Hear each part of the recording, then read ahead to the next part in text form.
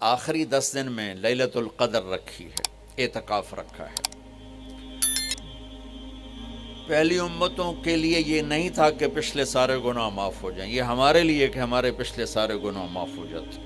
اللہ تعالیٰ کا عرش پہلے آسمان پہ آ جاتا ہے، جنت کے دروازے کھل جاتے ہیں، جہنم کے بند ہو جاتے ہیں، شیطان قید ہو جاتے ہیں، اور سمندر کی مچھلیاں اور زمین کی چونٹیاں تک روزہ رکھنے والوں کے لیے دعا کرتی ہیں، اور اللہ تعالیٰ جنت کو روزانہ کہتا ہے ان قریب میرے نیک بندے بندیاں آنے والے ہیں، تو ان کے لیے میک اپ کر لے، تو ان کے لیے تیار ہو جائے۔ یہ اللہ تعالیٰ کی رحمت کو لینے کا سیزن ہے۔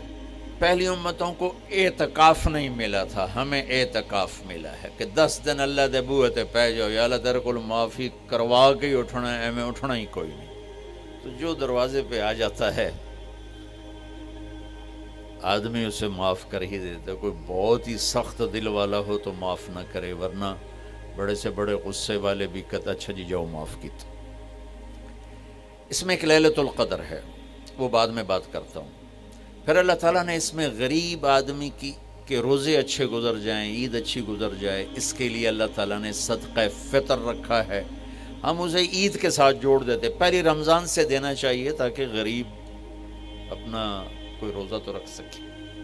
پہلی رمضان سے 29 رمضان تک جب مرضی دے دیں، اور اگر وہ فطرانہ ادا نہیں کرتا تو اس کے روزے اس کے سر کے اوپر سے بھی نہیں جاتے، وہیں کھڑے رہتے ہیں۔ اور عام طور پر یہاں اخبار میں ٹی وی پر گندم کے لحاظ سے آتا ہے 2 سیر کنک دے دو، وہ تھوڑے سے پیسے ہیں، 100-200 روپے ہے۔ میں آپ کو آپ سب مالدار لوگ بیٹھے ہیں، میں آپ کو اپنے نبی کا صدقہ فطر بتاتا ہوں کہ آپ کیا دیتے تھے۔ آپ کشمش دیتے تھے، کھجور دیتے تھے، جو بھی دیے ہیں۔ تو کشمش 3 کلو، بازار میں 3.5 کلو، بازار میں جا کے پوچھیں جو سب سے اچھی کشمش ہو، یا پھر درمیانی، گھٹیا نہیں درمیانی اور سب سے اچھی، وہ پتہ کرے وہ کتنی ہے، 1000 روپے کلو ہے، 1500 روپے کلو ہے۔ آپ کے گھر کے 4 افراد ہیں تو ایک گھر سے 6000 روپے غریب کو جائے گا۔ آج تو 6000 میں ایک ہفتہ نہیں گزرتا۔ تو اب سب سے عرض کرتا ہوں ویسے بھی خیرات کریں، افطاریاں کروائیں، اور صدقہ فطر کشمش کے حساب سے دیں۔ یہ آپ سب بھائی بہنوں کی خدمت میں گزارش ہے۔ اللہ نے آپ کو رزق دیا، خرچ کریں، یہی آپ کے ساتھ جائے گا، باقی سارا ادھر ہی رہ جائے گا۔ لیلۃ القدر، انا انزلناہ فی لیلۃ القدر وما ادراک ما لیلۃ القدر لیلۃ القدر خیر من 1000 شہر تنزل الملائکۃ فیہا باذن ربہم من کل امر سلام ہی حتی مطلع الفجر۔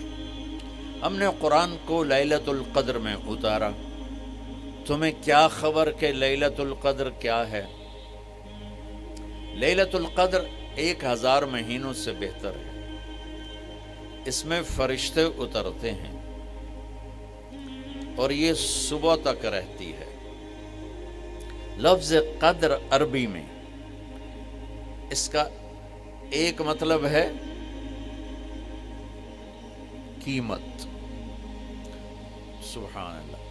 تو اللہ نے کہا میں تمہیں بتاؤں، آپ سب تاجر بیٹھے ہو، لیلۃ القدر کی قیمت کیا ہے؟ 1000 مہینوں سے بہتر ہے، 1000 مہینوں سے بہتر ہے۔ اب 1 روپے پر 1000 نفع لے سکتے ہیں؟ دنیا میں کوئی ایسا کاروبار ہے؟ جو ہیروئن بیچتے ہیں وہ بھی نہیں لے سکتے۔ اور میرا اللہ کہہ رہا ہے 1 رات 1000 مہینے، یعنی کوئی 82-83 سال۔ یہ تو آ گیا پہلا قدر۔ دوسرا اس کا مطلب ہے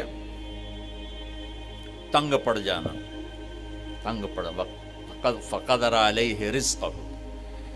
تو تنزل الملائکۃ فیہا، تنزل الملائکۃ والروح فیہا، کہ اس رات اتنے فرشتے اترتے ہیں کہ زمین تنگ پڑ جاتی ہے۔ سبحان اللہ، اتنے فرشتے آتے ہیں زمین تنگ پڑ جاتی ہے۔ تیسرا مطلب ہے قدر، مقدار کو، تو اللہ تعالیٰ نے اس کا آخری مطلب بھی بتایا، سلام ہی حتی مطلع الفجر، کہ یہ فجر کی نماز تک، فجر کی اذان تک یہ رہتی ہے۔ 3 مطلب ہیں قدر کے، تینوں اللہ نے قرآن میں کور کیے۔ قیمت کیا ہے؟ 1000 مہینوں سے بہتر۔ تنگی کیا ہے؟ فرشتوں سے زمین بھر جاتی ہے۔ مقدار کیا ہے؟ صبح صادق۔ لیلۃ القدر 27 کی نہیں ہوتی، 21، 23، 25، 27، 29۔ اب یہ 5 راتیں جاگنے چھٹ، آپ لوگ تو ویسے رات کے بادشاہ ہو، جاگ لو۔ تو لیلۃ القدر مسجد میں نہ گزارو، گھر میں گزارو۔ یہ مسجدوں میں اشتہار لگ جاتے ہیں، فلاں کے ساتھ شب قدر گزاریں، فلاں حضرت کے ساتھ شب قدر گزاریں، پھر ادھر کوئی صلاۃ تسبیح پڑھ رہا ہے باجماعت، عورتیں صلاۃ تسبیح کی جماعت کرا رہی ہیں، اور پتہ نہیں اور کتنی عجیب و غریب قسم کی عبادات شروع ہو جاتی۔ یہ نفلی عبادت ہے، میرے نبی گھر میں پڑھتے تھے۔ آپ نے اشراق کے سوا ہر نفل گھر پڑھا، ہر سنت گھر میں پڑھی، تو آپ لیلۃ القدر کو یہ مستورات بھی آپ بھی اکٹھے ہو کے نہیں منانا، الگ الگ مصلی بچھا کر اپنے اللہ سے رونا دھونا کرو، اپنے اللہ کو منانا کرو، میں بھی کروں آپ بھی کریں۔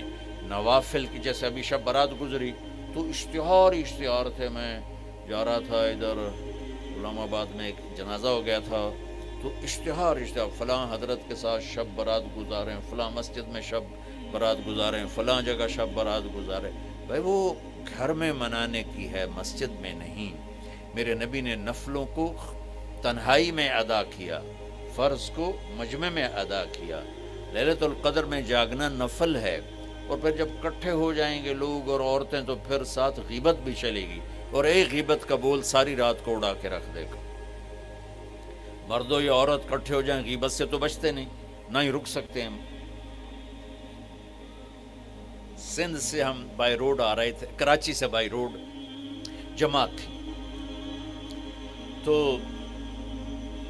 وہ راستے میں بڑی غیبت کریں، نوجوان تھے سارے نئے نئے، میں چپ کر کے سنتا رہا۔ جب کوئی 2 دن گزر گئے نا، تو ہمارے پاس بڑی وین تھی، میں نے کہا بچوں ایک نصیحت کرتا ہوں کہ غیبت نہ کیا کرو، مذاق کرو، ہنسا کرو، کھیڑا کرو، غیبت نہ کرو۔ تھوڑی سی میں نے اس پہ بات کی تو بڑے متاثر ہوئے، کہا جی ٹھیک ہے انشاءاللہ آئندہ بالکل نہیں کریں۔ کوئی آدھا گھنٹہ گاڑی میں سناٹا رہا، آدھے گھنٹے کے بعد ایک بولے مولانا یہ غیبت نہ کری تھے پھر گلاں کی کریے۔